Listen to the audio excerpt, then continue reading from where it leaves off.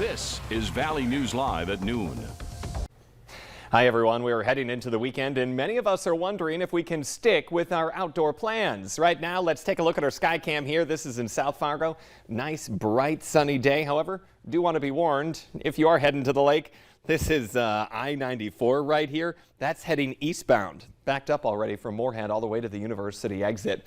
However, we are talking about potentially some rain later on today. We want to head on over to Summer Schnellbach for a check of your Friday forecast. Good afternoon, Summer. Good afternoon, and thank you all for joining us. No need to cancel your outdoor plans, but it will be important to keep a very close eye on the forecast if you are planning to head to the lakes or spend any time outside. For today, it's going to be beautiful, heating up to near 90 in the southern Red River Valley, but then the storms start to bubble up and roll through overnight tonight and then through tomorrow morning, potentially redeveloping in the afternoon and evening. I'll time those out a little later. And then we're going to be dealing with cooler conditions this weekend as well. Not the 80s and 90s like we've had for the last several weekends, but we will have sunnier skies by Sunday.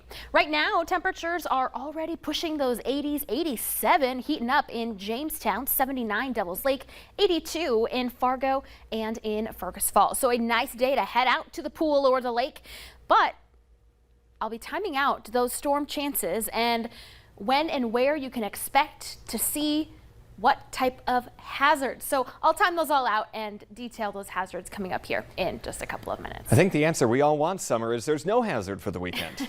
I wish I could bring that information to you, but not the reality. All right, we'll check in again with you in a few minutes. Thank you.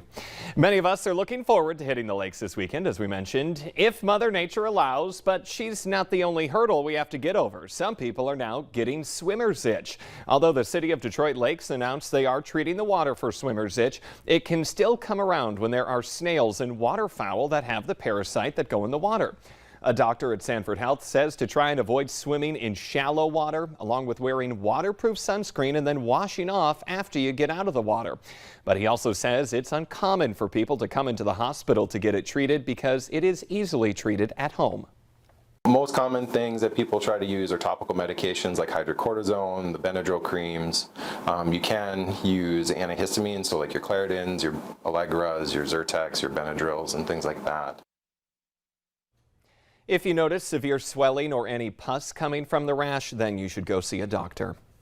Decades in the making, but finally today the major underpass project in Moorhead will open. It's along Main Avenue and 20th Street South near Moorhead High School. The construction took 4 years to finish. That's double what was expected. The underpass will hopefully make traffic in that area go a little smoother and help emergency vehicles move faster around town. You now have just hours to apply for COVID Hero Pay in Minnesota. The deadline 5 this evening. More than 1 million people have already applied for the cash bonuses, which are designed to thank workers on the front lines during the early stages of the pandemic. How much each person will get depends on how many people apply for that one-time payment. It will all be coming out of a pot of $500 million. New at noon, a tractor, planter, and shed are all seriously damaged following a fire near Sebeka, Minnesota. The Wadena County Sheriff's Department says it was called to that fire this past Tuesday. When crews arrived, they were able to put out the flames quickly, but not before damage was done. No one was hurt, and that cause is still under investigation. A bicyclist is hurt after being hit by a Minnesota Sheriff Deputy's squad car. It happened yesterday near the Heartland Bike Trail in Walker. The State Patrol says 2 people on bikes failed to yield at a stop sign on the trail where it crossed a road. Troopers say the bikers and the deputy all tried stopping at the same time, but one woman was hit by the squad car. Her injuries are not serious.